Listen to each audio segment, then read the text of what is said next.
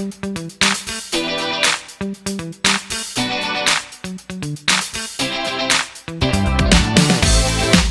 बालक, आज सबको लिखिए विशेष स्थिति नंबर 2, क्योंकि पिछला दिन विशेष स्थिति 1 पढ़ाए थे। नंबर 2 में लिखिए कि जब चालक तार की लंबाई परिमित हो, जब चालक तार की लंबाई परिमित हो तो अल्फा का सीमांत मान, तो अल्फा का सीमांत मान -α2 तथा +α1 तथा +α1 होगा। तो इस स्थिति में चुंबकीय क्षेत्र,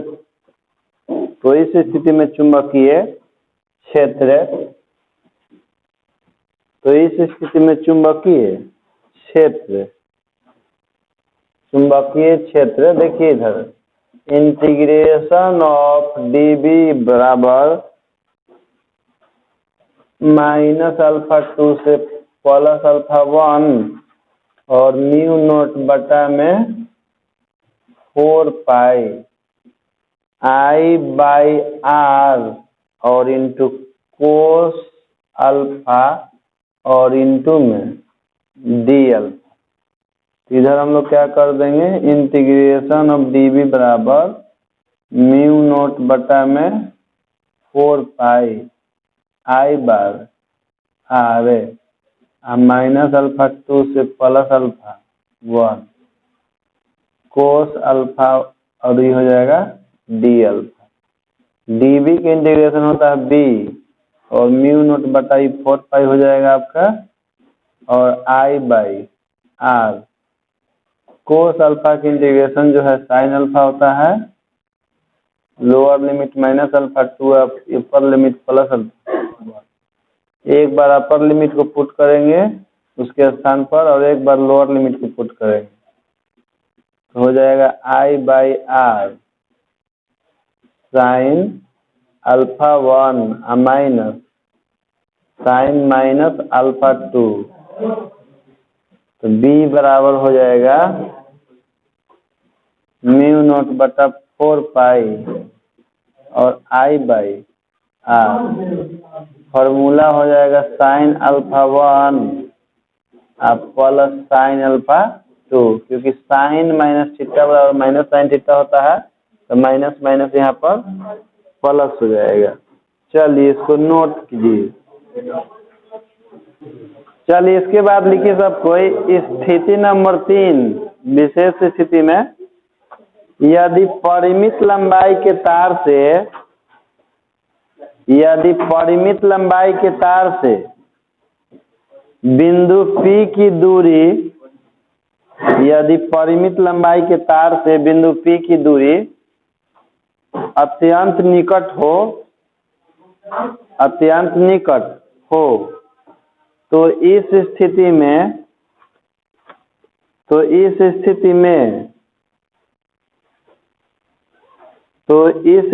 में α1 बराबर +π/2 तथा α2 बराबर -π/2 होता है। α1 बराबर +π/2 तथा α2 बराबर -π/2 होता है। इसलिए चुंबकीय क्षेत्र पहले सिचुएशन जितना रहा है ना, ताकि पहले सिचुएशन में भी यही था, म्यू नॉट बटा 4 पाई I/R into cos alpha dl, यहाँ पर -π/2 और यहाँ पर +π/2, तो dB की इंटीग्रेशन हो जाएगा b और म्यू नॉट बटा 4 पाई एप्सिलॉन नॉट I/R जो है बाहर निकल जाएगा आपका अब कोस अल्फा का हो जाएगा साइन अल्फा -π/2 यहाँ पर +π/2। एक बार अपर लिमिट पुट करेंगे, एक बार लोअर लिमिट पुट करेंगे इसकी जगह। साइन अल्फा के स्थान पर तो केवल अल्फा की जगह रख देंगे, साइन π/2 और माइनस साइन -π/2। तो b बराबर म्यू नोट बटा में 4πi/r हो जाएगा साइन π/2 अब प्लस साइन π/2, तो हो जाएगा म्यू नोट बटा में 4πi/r 1 + 1 यानी कि म्यू नोट बटा में 4πi/r इंटू 2, तो 2 से कट जाएगा आपका 4, तो b बराबर हो जाएगा म्यू नोट बटा में 2π और i/r। नोट कीजिए इसको। चलिए बियो-सावर्ट नियम का अनुप्रयोग नंबर 3 सबको लिखिए। वृत्ताकार धारावाहिक कुंडली के अक्ष पर, वृत्ताकार धारावाहिक कुंडली के अक्ष पर स्थित, वृत्ताकार धारावाहिक कुंडली के अक्ष पर स्थित किसी बिंदु पर चुंबकीय क्षेत्र का व्यंजक, वृत्ताकार धारावाहिक कुंडली के अक्ष पर स्थित किसी बिंदु पर चुंबकीय क्षेत्र का व्यंजक, चुंबकीय क्षेत्र का व्यंजक। देखिए समझिए, जैसे कि है टॉपिक क्या है कि जैसे मान लीजिए कि इस तरह से कोई वृत्ताकार धारावाही चालक है और इसमें विद्युत धारा I प्रवाहित हो रहा है, तो कुंडली के केंद्र से, कुंडली के केंद्र से कुछ दूरी पर कुंडली के अक्ष पर ही, जैसे कुंडली है ना, तो कुंडली का देखिए अक्ष इस तरह से भी होता है, कुंडली का अक्ष इस तरह भी हो सकता है, वाई इधर भी निकाल सकते हैं हम लोग, या इधर भी ज्ञात कर सकते हैं, नीचे भी या ऊपर भी, लेकिन जिधर भी ज्ञात करना है कुंडली के अक्ष पर ही ज्ञात है। तो हम कुंडली के जो एक अक्ष है इस पर ले लिए हैं कोई बिंदु यहाँ पर P, और हमको यहीं पर चुंबकीय क्षेत्र ज्ञात करना, तो इसके लिए इसका क्या करते हैं, एक छोटा सा इसका भाग ले लेते हैं जो चालक तार है यानी कि वृत्ताकार कुंडली, इसका नाम है DL। इसी के कारण हम लोग यहाँ बिंदु P पर क्या करेंगे, चुंबकीय क्षेत्र ज्ञात करेंगे। तो पहले जो भी चुंबकीय क्षेत्र आएगा छोटे से भाग के कारण, तो हम लोग संपूर्ण भाग के लिए समाकलन कर देंगे, तो उस बिंदु पर कुल चुंबकीय क्षेत्र ज्ञात हो जाता है। होता क्या है कि केवल इसी भाग के कारण नहीं होता है, हम लोग यहाँ से भी इसे मिला देते हैं, इधर से भी एक बिंदु लेते हैं इस तरह से, तो इस भाग के कारण जो चुंबकीय क्षेत्र होता है ना, तो इसको हम लोग मानते हैं dB1। ये बात समझिए, जो बिंदु पर जैसे बिंदु P है ना, तो इस भाग का कारण जो चुंबकीय क्षेत्र होगा इसको हम लोग कहते हैं dB, और जो इस भाग का कारण चुंबकीय क्षेत्र ये आपको होता है dB2। देखिए दर्शाए यहाँ से ना, तो जो इस भाग का चुंबकीय क्षेत्र इसको मान लिया dB2, और जो यहाँ से भी हम लोग मिलाते हैं, यहाँ से भी मिलाते हैं, तो इस भाग के कारण जो चुंबकीय क्षेत्र होता है इसको कहते हैं लोग dB।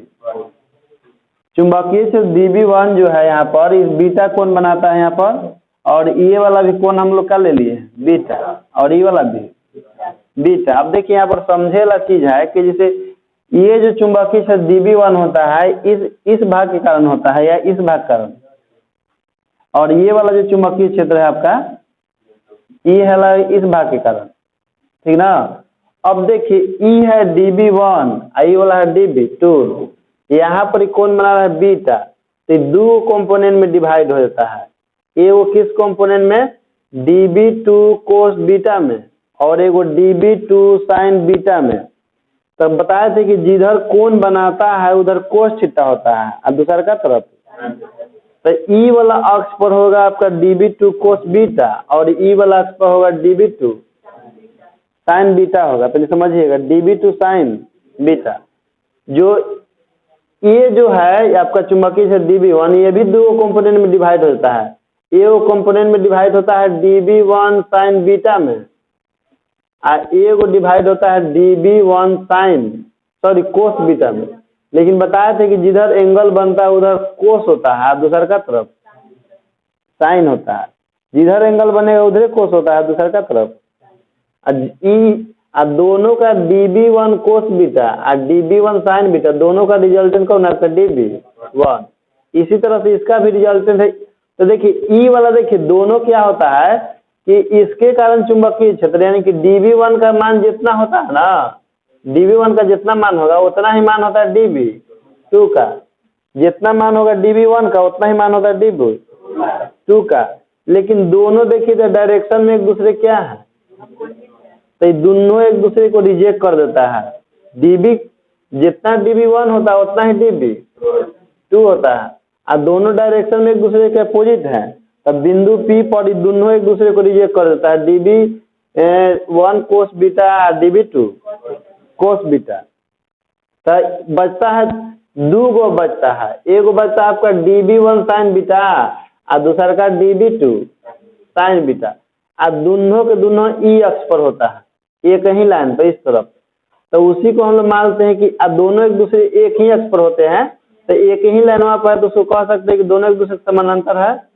जो परिणामी चुंबकीय क्षेत्र होता है ना, वो दोनों के समानांतर, मतलब दोनों का रिजल्टेंट जो होता है ना dB1 sign beta dB2 sign beta, वह एक दूसरे के पैरेलल होता है। तो जो भी चुंबकीय क्षेत्र आएगा रिजल्टेंट वो भी दोनों के क्या होगा?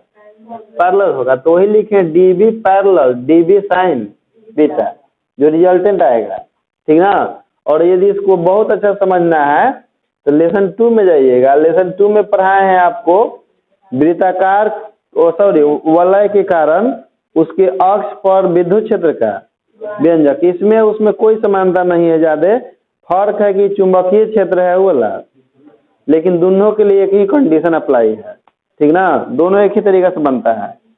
तो चलिए लिखिए, डायग्राम बना लिए हैं। तो माना कि R त्रिज्या वाला एक वृत्ताकार कुंडली है, माना कि R त्रिज्या वाला एक वृत्ताकार कुंडली है, वृत्ताकार कुंडली है जिससे I परिमाण की विद्युत धारा प्रवाहित हो रही है, जिससे I परिमाण की विद्युत धारा प्रवाहित हो रही है,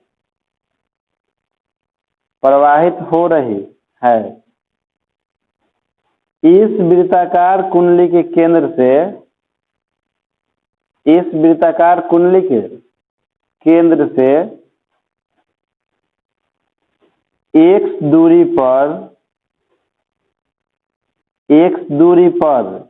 बिंदु P है, बिंदु P है, जहां हमें चुंबकीय क्षेत्र का मान ज्ञात करना है, जहां हमें चुंबकीय क्षेत्र का मान ज्ञात करना है।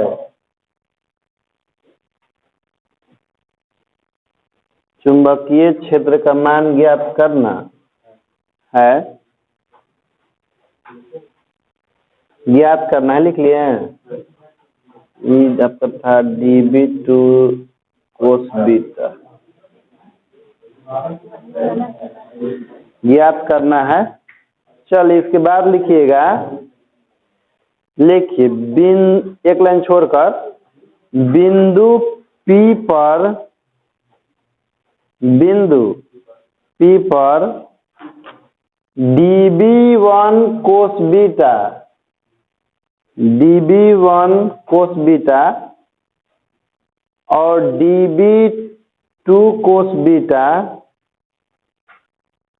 dB2 कोस बीटा परिमाण में बराबर, परिमाण में बराबर लेकिन दिशा में एक दूसरे के विपरीत होने के कारण, दिशा में एक दूसरे के विपरीत होने के कारण, एक दूसरे के विपरीत होने के कारण एक दूसरे को निष्फल कर देते हैं, यानी कि रिजेक्ट कर देते हैं। एक दूसरे को निष्फल कर देते हैं, निष्फल कर देते हैं। हो गया। इसके बाद एक लाइन लिखिएगा, इसलिए बिंदु P पर, इसलिए बिंदु P पर परिणामी चुंबकीय क्षेत्र, इसलिए बिंदु P पर परिणामी चुंबकीय क्षेत्र, परिणामी चुंबकीय क्षेत्र dB1 sin beta, dB1 sin beta और dB2 sin बीटा, dB1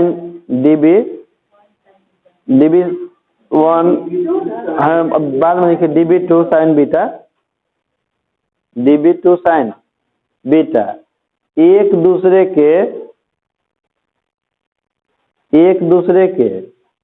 समांतर होंगे, एक दूसरे के समांतर होंगे। इसलिए बिंदु P पर, इसलिए बिंदु P पर परिणामी चुंबकीय क्षेत्र, इसलिए बिंदु P पर परिणामी चुंबकीय क्षेत्र, परिणामी चुंबकीय क्षेत्र देखिएगा इधर, इंटीग्रेशन ऑफ dB बराबर dB समानांतर, क्योंकि इसमें इस दिशा में दो चुंबकीय क्षेत्र है, एगो dB1 sin बीटा है और एगो dB2, अब दोनों को जो रिजल्टेंट होगा ना वही होगा आपका dB sin बीटा। तो इतना लिख देंगे dB इधर, और dB समानांतर का मानवा आपका है कितना, dB sin बीटा। तो dB के इंटीग्रेशन तक क्या हो जाएगा, B हो जाएगा, केवल dB का इंटीग्रेशन B। इधर में dB का मान रखेंगे, dB का मान, जैसे dB का मान मतलब क्या होता है कि किसी भाग के कारण किसी बिंदु पर चुंबकीय क्षेत्र का व्यंजक। तो यहाँ पर हम लोग लिखेंगे म्यू नोट बटा में 4 pi into I dl sign beta. अब बटा में देखिए यहाँ से यहाँ के बीच की दूरी कितना है, तो a²। नोट कीजिए। हाँ देखिए यहाँ समझिए, जैसे कि dB का मान रख दिए म्यू नोट बटा 4 पाई I dl साइन बीटा, तो पहले ही से था, बटा में a²। इसे बाहर कौन कौन निकलेगा, म्यू नोट बटा 4 पाई I भी बाहर निकलेगा और a² भी बाहर निकलेगा, आपका साइन बीटा भी बाहर निकलेगा, खाली अंदर में क्या बचेगा, dl बचेगा। तो B बराबर म्यू नोट बटा में 4 पाई I बाई a² इंटू में साइन बीटा, और dl का इंटीग्रेशन कितना होगा, l जो है ना ये पूरा वृत्ताकार कुंडली की लंबाई होता है। वृत्ताकार कुंडली के देखिए त्रिज्या हम लोग लिए छोटका r, वृत्ताकार कुंडली की त्रिज्या छोटका r, l के मान कितना होगा 2 पाई r, लेकिन इसमें कौन r लिखना है, स्मॉल r लिखना है। तो 4 पाई और फिर हो जाएगा I बाई a² इंटू में साइन बीटा, l के मान हो जाएगा आपका 2 पाई r। यहाँ ब्रैकेट में रीजन लिख देना है कि चूंकि l बराबर क्या होता है, वृत्त के परिधि के बराबर होता है। 2 पाई से इसको काट देते हैं, उसको नहीं 2 पाई से, चलो अगला स्टेप हम काटते हैं, तो अच्छा से लिखिए म्यू नोट बटा में 4 पाई को देखिए क्या कर दे रहे हैं कि लिख दे रहे हैं 2 इंटू में 2 पाई I बाई a² इंटू में साइन बीटा और इंटू 2 पाई r। तो 2 पाई से 2 पाई कैंसिल हो जाएगा, तो B बराबर बचेगा म्यू नोट बटा में 2i by A square into में साइन बीटा आर छूट गया है, हाँ इंटू आर है इसमें। चलिए डायग्राम के अब आधा भाग से हम लोग कोई कम नहीं है।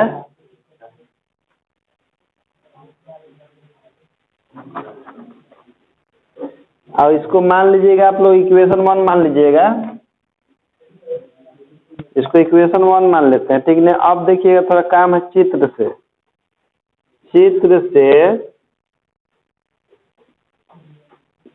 से साइन बीटा बराबर,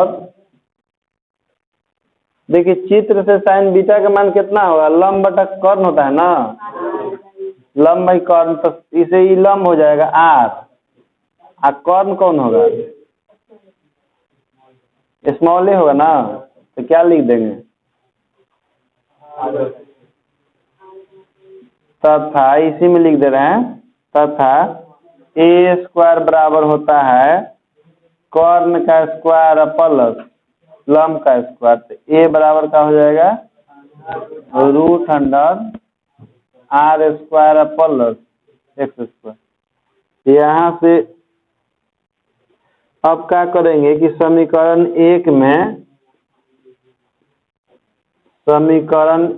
में साइन बीटा तथा ए स्क्वायर का मान रखने पर,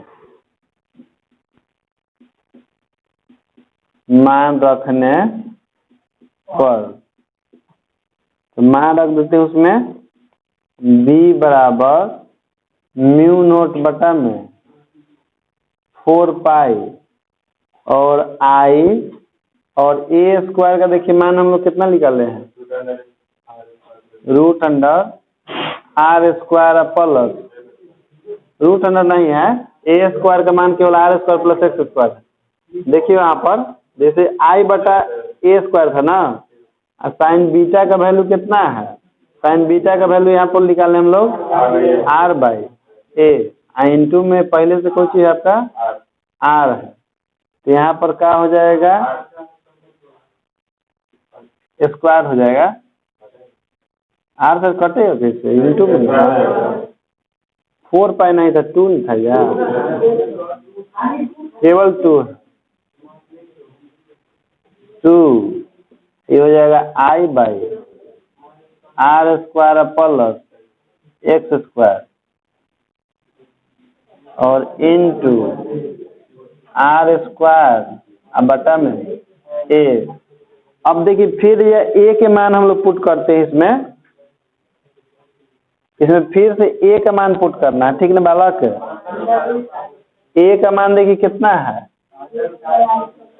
तो इसको पुट करते हैं, इसमें पुट करेंगे तो हो जाएगा म्यू नोट बटा में 2 आई इंटू आर स्क्वायर बटा में R square plus x square into root under R square plus, तो रूट का मतलब पावर में कितना होता है, 1/2 होता है, तो इसमें क्या कि देखिए इसके पावर में 1 है और एक पावर में 1/2 है, तो जोड़ेंगे तो क्या हो जाएगा, तो गुना कर देते हैं इसको, b बराबर mu naught I into are square बटा में 2 और r के पावर 2 प्लस एक्स स्क्वायर के पावर में 3 बटा, होगा कि नहीं। चलिए नोट कीजिए, देखो ये तो हो गया फाइनल चुंबकीय क्षेत्र वृत्ताकार धारावाहिक कुंडली से केंद्र से x दूरी पर ना बिंदु P पर चुंबकीय क्षेत्र का मान निकल गया।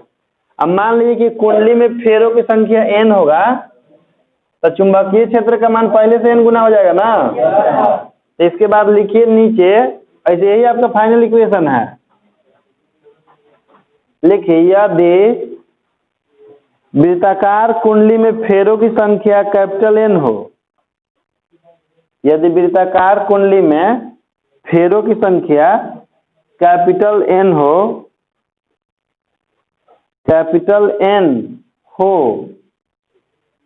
तो चुंबकीय क्षेत्र B बराबर, तो चुंबकीय क्षेत्र B बराबर, चुंबकीय क्षेत्र B बराबर, खाली यहाँ पर n से गुना कर दीजिए, ठीक ना।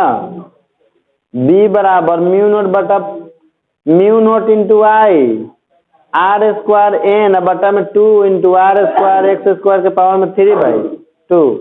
कुछ किए हैं, खाली उसमें n से क्या कर दिए, जितना फेरा रहता है चुंबकीय, जितने फेरा रहता है उसमें तार के उतने गुना हो जाता है चुंबकीय क्षेत्र का मान। चलिए इसके बाद आपको लिखना है कि देखिए, जैसे हम लोग केंद्र पर चुंबकीय क्षेत्र का मान निकाले थे व्यंजक ना, तो कितना आया था याद है, म्यू नोट आई बटा में 2r। चुंबकीय क्षेत्र का मान केंद्र पर निकाला था म्यू नोट आई बटा में 2r आया था ना। यानी कि जैसे जैसे अब हम लोग इसके अक्ष से दूर जाते हैं चुंबकीय क्षेत्र का मान घटते जाता है। कैसे कि अगर में x जो दूरी जो है इसके केंद्र से बिंदु के बीच की दूरी है ना, और r इसमें कौन चीज होता है, ऊपर त्रिज्या होता है। तो चलिए टॉपिक लिखिए आप लोग, कुंडली के अक्ष के अनुदिश चुंबकीय क्षेत्र, टॉपिक है कुंडली के अक्ष के अनुदिश चुंबकीय क्षेत्र, चुंबकीय क्षेत्र के परिमाण का विचरण, कुंडली के अक्ष के अनुदिश चुंबकीय क्षेत्र के परिमाण का विचरण,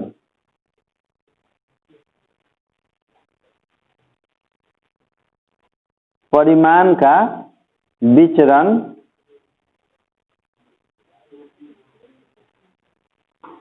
विचरण मतलब कि जैसे जैसे हम लोग उससे दूर जाएंगे उसके अक्ष पर या नजदीक आएंगे उससे, तो चुंबकीय क्षेत्र के मान में किस तरह से बदलाव होगा, वेरिएशन इसका मतलब होता है, विचरण का मतलब।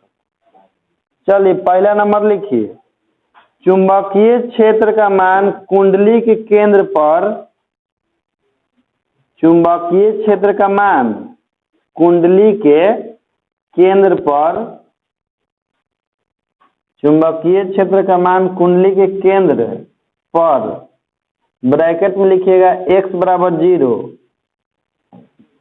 x बराबर 0 लिख लिया ना।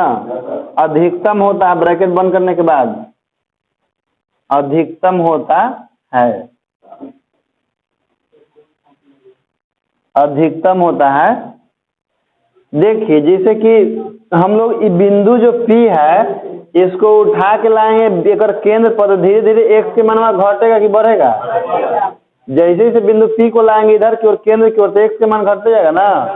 एक ऐसा समय है कि बिंदु P को केंद्र पर ला देंगे तो x के मान, तो यहाँ पर हमको x की जगह 0 रखना पड़ेगा ना। तो x की जगह 0 रखेंगे तो आर स्क्वायर के पावर में 3/2, तो 2 से 2 कटेगा तो आर क्यू हो जाएगा, आर स्क्वायर से आर क्यू के काटेंगे तो नीचे खाली क्या बचेगा, आर। तो क्या बोले हैं कि अधिकतम होता है ना,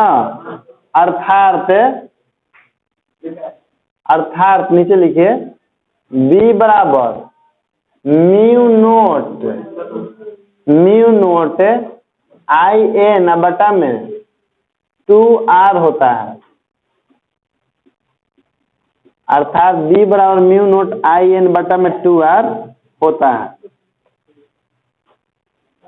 2r होता है। देखिए मान ली कि कोई जाने के मन होगा कि कैसे, तो देखिए यहाँ पर समझ लीजिए, जैसे B बराबर फार्मूला कौन है मेन का, mu naught I are square N बटा में 2 इंटू आर स्क्वायर, लेकिन x के मान कितना रखना है, तो यहाँ 0 के स्क्वायर पावर में 3/2, तो B बराबर mu naught I are square n, I तो 0 कहानी खत्म हो जाएगा तो 2 इंटू आर स्क्वायर के पावर में 3/, तो ये ला 2 से 2 कैंसिल, तो B बराबर mu naught I are square N बटा में 2 इंटू आर क्यू को हम लोग क्या लिख सकते हैं, आर स्क्वायर इंटू आर, तो आर स्क्वायर से आर स्क्वायर कैंसिल, तो B बराबर कितना जाएगा, म्यू नोट आई एन बटा में, देखिए तो उतने आए कि नहीं जो आपको बताया है, आता इस तरह से है। नोट करना चाहते हैं तो नोट कर सकते हैं, नहीं तो समझ गए तो ठीक है। x के मान 0 रख के ओकरा क्या कर देना था, हल कर देना था तो उतना गया ना। आज देखिए उतने चुंबकीय क्षेत्र है ये, जितना कि वृत्ताकार कुंडली के केंद्र पर चुंबकीय क्षेत्र प्राप्त करवा थे अपना, उतने के बराबर है कि नहीं। अब पॉइंट नंबर 2 लिखिए। जैसे जैसे केंद्र से दूर जाते हैं, जैसे जैसे केंद्र से दूर जाते हैं, x का मान बढ़ता है। जैसे जैसे केंद्र से दूर जाते हैं, x का मान बढ़ता है। x का मान बढ़ता है, जिससे चुंबकीय क्षेत्र का मान घटते जाता है। जिससे चुंबकीय क्षेत्र का मान घटते जाता है। चुंबकीय क्षेत्र का मान घटते जाता है।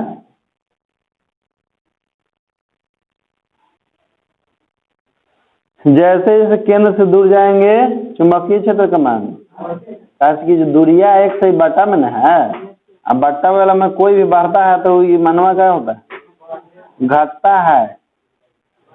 अगला लिखिए तीसरा पॉइंट, कहाँ पर चुंबकीय क्षेत्र का मान शून्य होगा। केंद्र पर शून्य है, अनंत पर ना। लिखिए तीसरा, चुंबकीय क्षेत्र का मान अनंत पर शून्य होता है। हाँ तीसरा पॉइंट, चुंबकीय क्षेत्र का मान अनंत पर शून्य होता है। चुंबकीय क्षेत्र का मान अनंत पर शून्य होता है।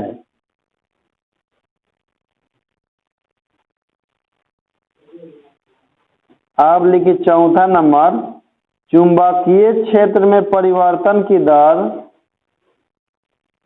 चुंबकीय क्षेत्र में परिवर्तन की दर dB बटा dx, dB बटा dx, dB बाई dx सभी स्थानों पर एक समान नहीं होता है।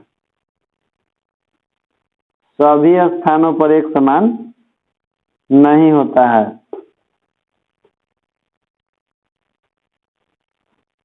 सभी स्थानों पर एक समान नहीं होता है।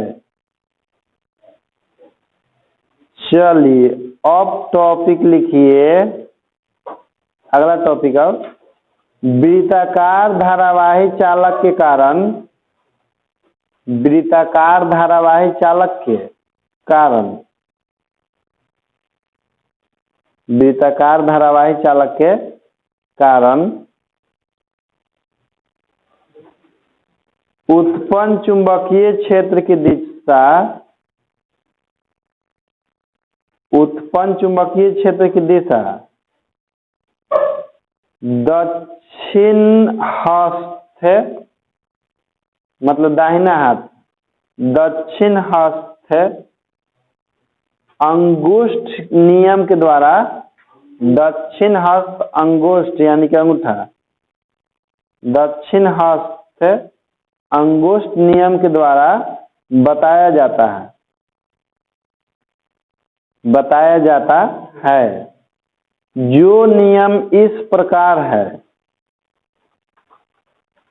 जो नियम इस प्रकार है, जो नियम इस प्रकार है, जैसे वृत्ताकार कुंडली में धारा प्रवाहित होता है ना, तो उसकी दिशा बताने के लिए दाहिना हाथ के अंगुष्ठ के नियम का प्रयोग किया गया है। देखिए बताते हैं, लिखिए तो डैश देकर उसमें, वृत्ताकार धारावाही तार के चारों ओर, वृत्ताकार धारावाही तार के चारों ओर,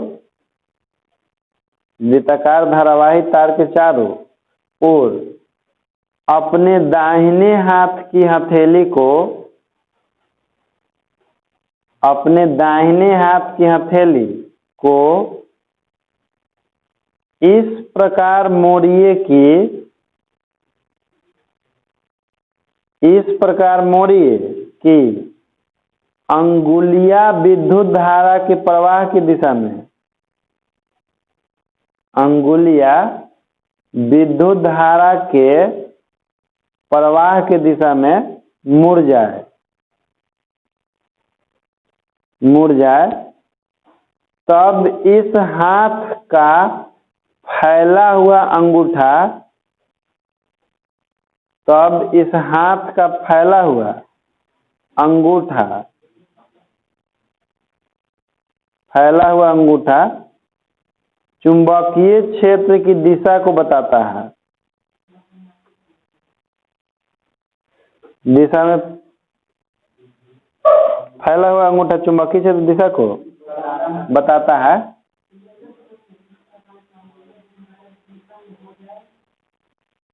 हो गया, लिख लिए?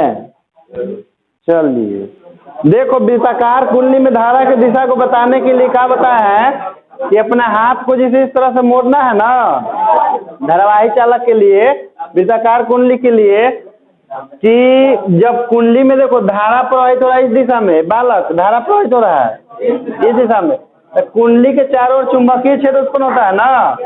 तो अपने दाहिने हाथ के अंगूठा को इस तरह से रखते हैं तो चीज जो हमारा अंगुली होता है शेष हाथ का, ये सब जो है चुंबकीय क्षेत्र की दिशा को बताता है। देख रहे इसे इस तरह से, ये बताता है कि चुंबकीय क्षेत्र जो चालक के चारों ओर इस तरह से सर्कुलर पाथ में उत्पन्न हो रहा है। यही सब जो चुंबकीय क्षेत्र की दिशा है, लंबवत लंबवत जो दशाएं हैं, इसमें एरो नहीं दिए हैं, देखिए समझ लीजिए, इसमें एरो दीजिएगा इस तरह से। हाँ, इसमें एरो दे दीजिएगा। चुंबकीय क्षेत्र से तल के लंबवत भी होता है और चालक तल के चारों ओर भी होता है इस तरह से, ठीक ना, इस तरह से। ये चुंबकीय क्षेत्र की दिशा को बताती है भी, और ये वाला जो गोल गोल है ये सब भी कौची है, चुंबकीय। जैसे तार है ना, तो तार के चारों ओर भी उत्पन्न होता है, दोनों तरफ तल के लंबवत भी उत्पन्न होता है। आई जो है धारा की दिशा है, यानी कि आई है, ये वाला भी आई है। तो आज के लिए इतना ही।